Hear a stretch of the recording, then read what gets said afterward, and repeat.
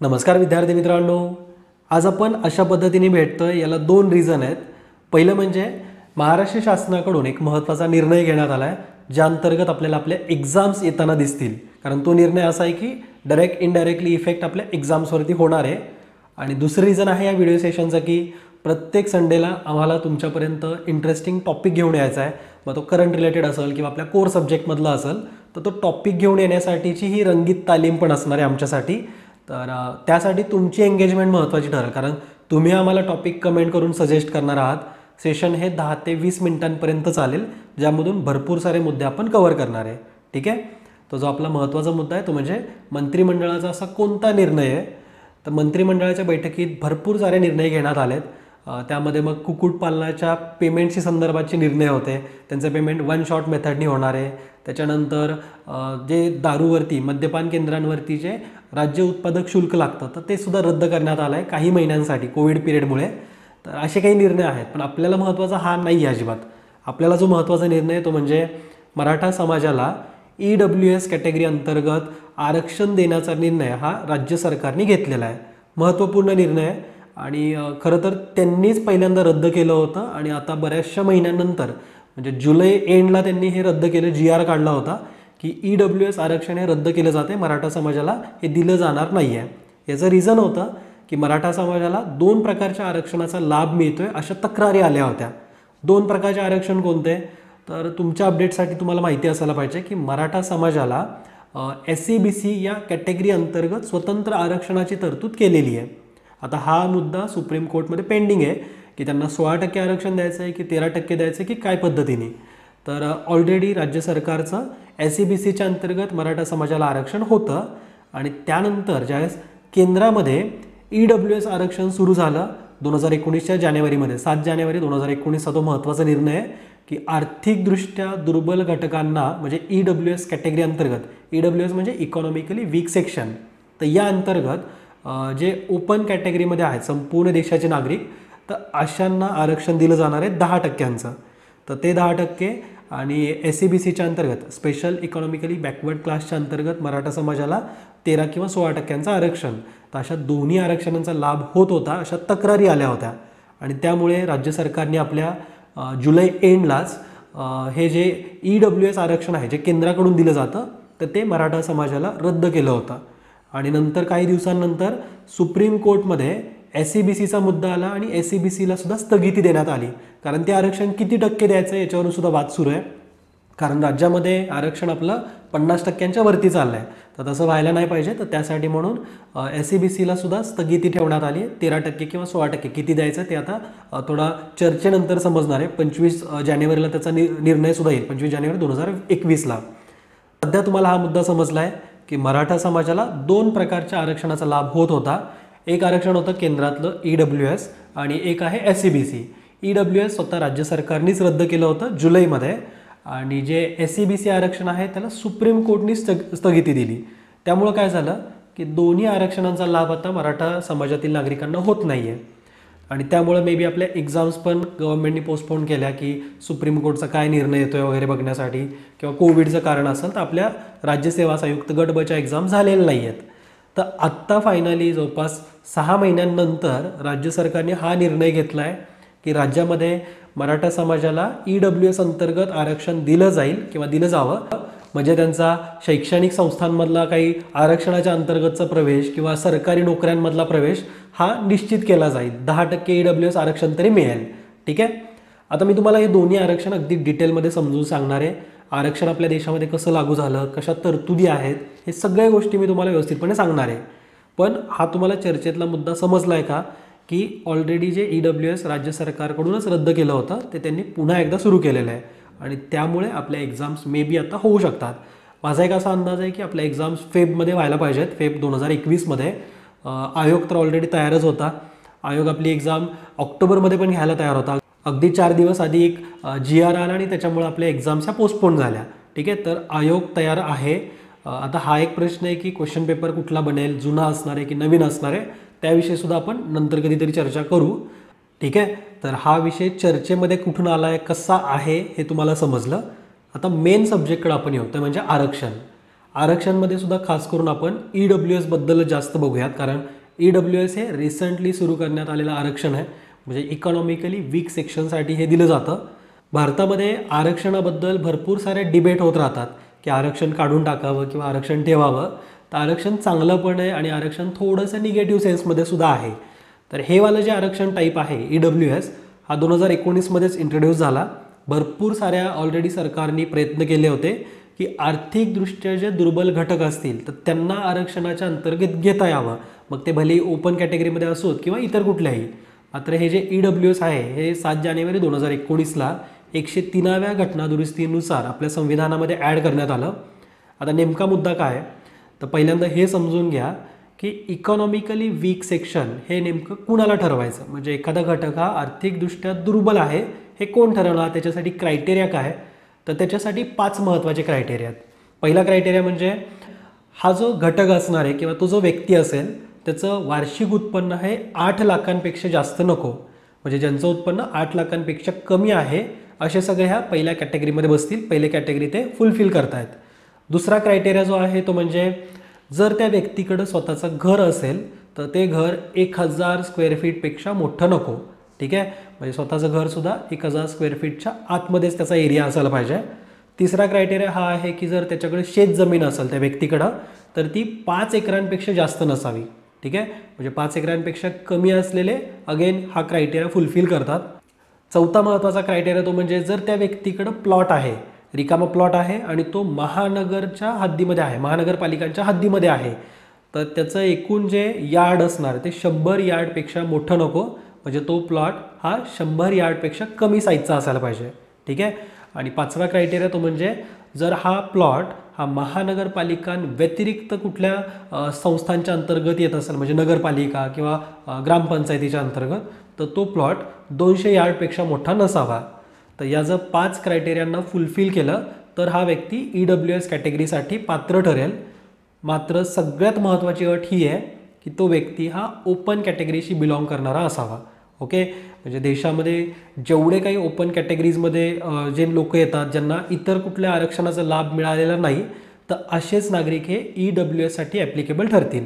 म्हणजे आपल्या महाराष्ट्राचा विचार केला तर मराठा समाज येईल, ब्राह्मण समाज आहे, मुस्लिममध्ये सुद्धा काही कॅटेगरीज ज्या ओपनमध्ये कन्सिडर केले जातात. तर अशा सगळ्या कॅटेगरीजला ह्या आरक्षणाचा लाभ घेता येईल जर ते 5 क्रायटेरिया फुलफिल करत असतील तर. पहिला म्हणजे उत्पन्न, दुसरा आहे त्यांचं स्वतःचं घराचं डायमेन्शन, घराचा एरिया, त्यानंतर शेतजमीन, त्याच्यानंतर 2 प्लॉट, म्हणजे एक प्लॉट जर महानगरपालिका क्षेत्रामध्ये असेल तर 100 यार्ड डायमेन्शन, आणि जर तो महानगरपालिका क्षेत्रामध्ये नाही तर 200 यार्डच्या पेक्षा मोठा नसावा. ठीक आहे, तर क्रायटेरिया आय थिंक तुम्हाला समजला आहे. आता समजून घ्या की EWS ज्यावेळेस 10% नवीन आरक्षण ॲड करतो आहे तर आपल्या देशामध्ये केंद्रामध्ये एकूण ऑलरेडी 49% आरक्षण होतं, ते आता वाढून होणार आहे 59%. तर आपलं सुप्रीम कोर्ट काय सांगते, सुप्रीम कोर्टच्या गाईडलाईननुसार आरक्षण आपल्या देशामध्ये 50%पेक्षा पुढं जायला नको. मात्र आता इथं काय झालं, 59% पण आहे किंवा अराउंड 60%पर्यंत आपलं आरक्षण पोचलं आहे.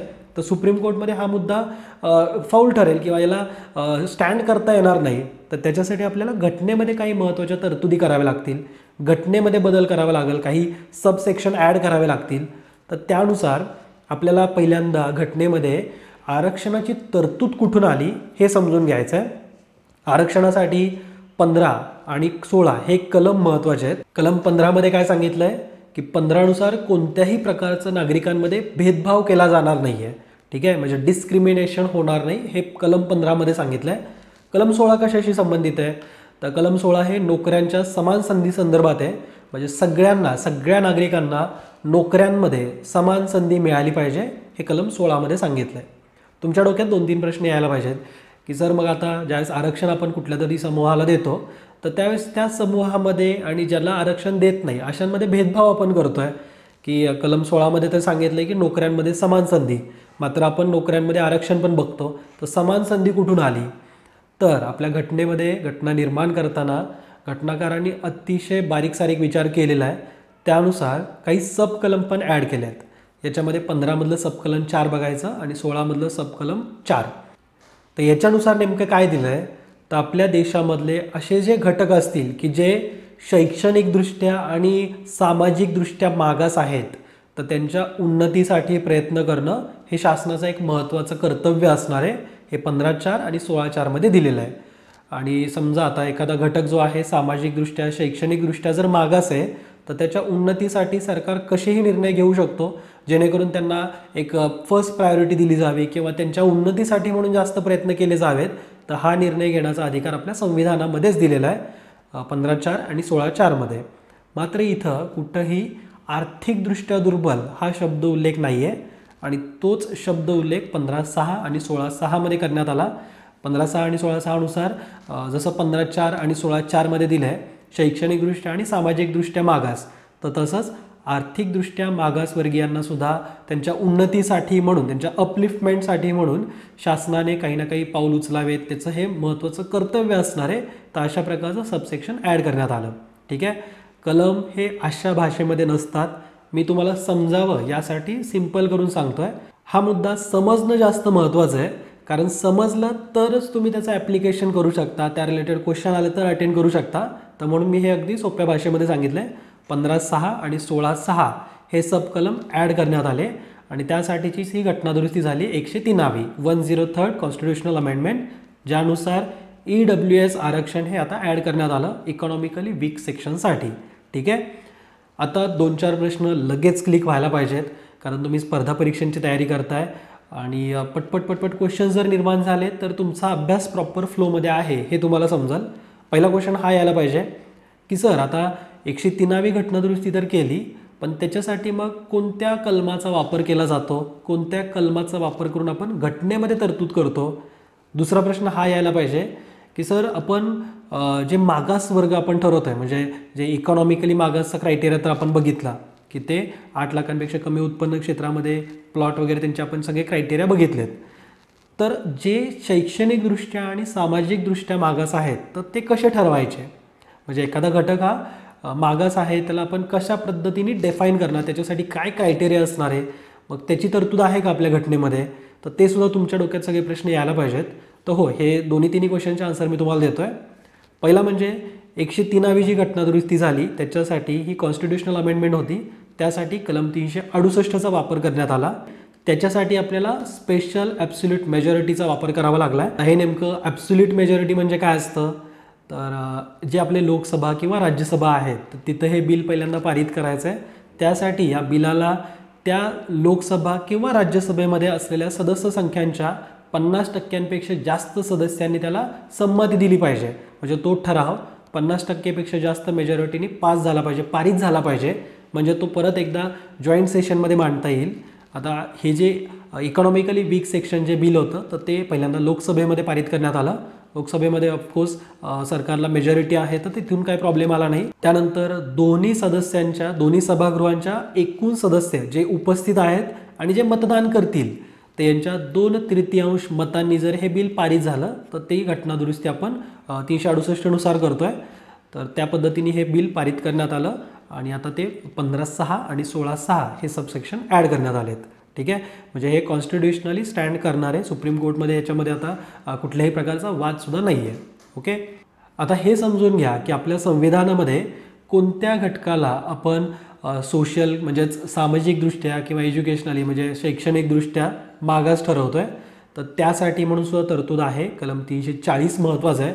340 नुसार आपल्याला असा अधिकार दिला किंवा अशी संविधानामध्ये तरतूद केलेली आहे की आपण जे सामाजिक किंवा शैक्षणिकदृष्ट्या मागास घटक असतील त्यांना शोधून काढणं, त्यांच्या समस्या दूर करण्यासाठी उपाययोजना करणं, तर हा अधिकार आपल्याला संविधानाने दिला आहे कलम 340 नुसार. याच्यामध्ये 340 सबकलम 1 आहे ज्यानुसार आपल्याला या घटकांवरती त्यांच्या उन्नतीसाठी किंवा अपलिफ्टमेंटसाठी म्हणून समिती स्थापन करण्याचा अधिकार सुद्धा 340(1) मध्ये दिला आहे. ठीक आहे.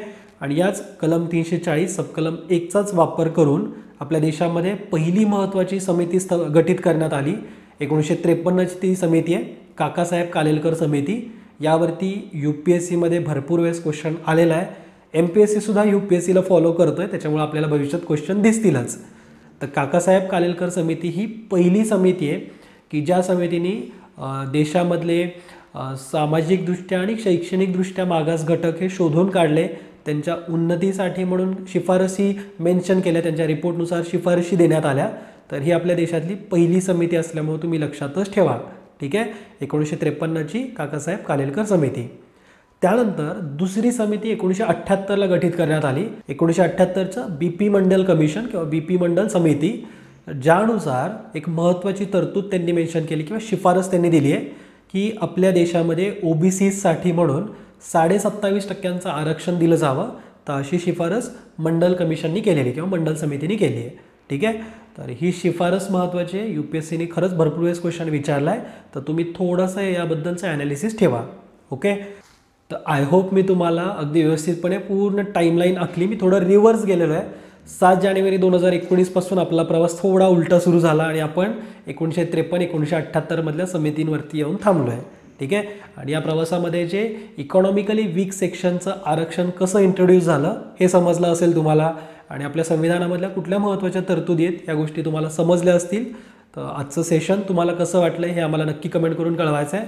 तुमचा रोल अतिशय महत्त्वाचा ठरेल, कारण तुम्हीच आम्हाला टॉपिक सजेस्ट करणार आहात. त्याबद्दलच्या कमेंट करा.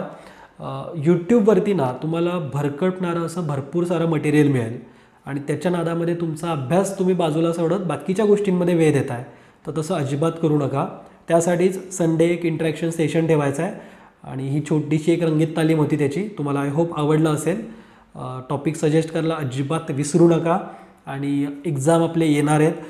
जसं आपल्याला एकच अडथळा होता, जसं मराठा आरक्षणाचा मुद्दा लटकलेला होता, तर त्याच्यामुळं एक्झाम मे बी आपल्या पोस्टपोन झाल्या होत्या.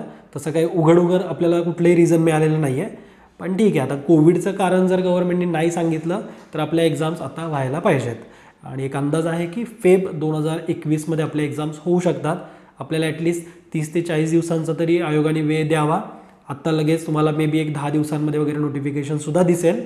त्यानुसार अभ्यासाला सिरियसली घ्या. ठीक आहे, तर सध्या मी तुमचा भरपूर वेळ घेतलेला आहे. जी काल मी तुम्हाला अपडेट दिली होती तीच मी इथं पुन्हा देतो आहे. Rajyaseva, question answer revision batch, test series अशा वेगवेगळ्या कोर्सेसचे ॲडमिशन विजन स्टडीवरती ओपन आहेत. जर तुम्हाला आमची इन्फॉर्मेशन, आमचा कंटेंट जर क्वालिटी वाटला तर तुम्ही या कोर्समध्ये प्रवेश घेऊ शकता. आणि प्रवेश घेण्याची एक डेडलाईन आहे 1 जानेवारी 2021पर्यंत. नवीन वर्षाच्या पहिल्या दिवशीपर्यंतच तुम्ही याच्यामध्ये प्रवेश घेऊ शकता. तुमच्याकडे आहे संधी, नक्कीच याचा लाभ घ्या. आणि नवीन वर्षासाठी म्हणून तुमच्या अभ्यासाला एक चालना मिळावी, तुम्हाला एक प्रोत्साहन मिळावं, तर यासाठी प्रवेश घेताना न्यू विजन हा कुपन कोड यूज करा. तुम्हाला ॲडमिशन फीमध्ये 40% सवलत मिळते, आणि त्या संदर्भातच्या सगळ्या लिंक्स खाली डिस्क्रिप्शन बॉक्समध्ये मिळतील. जय हिंद, जय महाराष्ट्र. धन्यवाद.